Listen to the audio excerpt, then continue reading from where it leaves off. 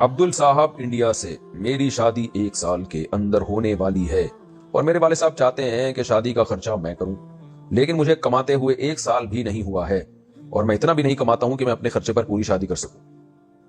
अच्छा, तो अब्बा को बता दें, अब्बा पैसे नहीं है, मैं कैसे शादी करूं? बता दें।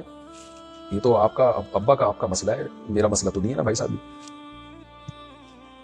तो अब्बा से कहते हैं, अब्बा थोड़ा सा मेरे साथ ताउन कर लें शादी पे, मेरे इतना खर्चा है, शादी में खर्चा ज्यादा आ रहा है। लड़की वालों को भी समझाएं, सादगी से शादी करो भाई।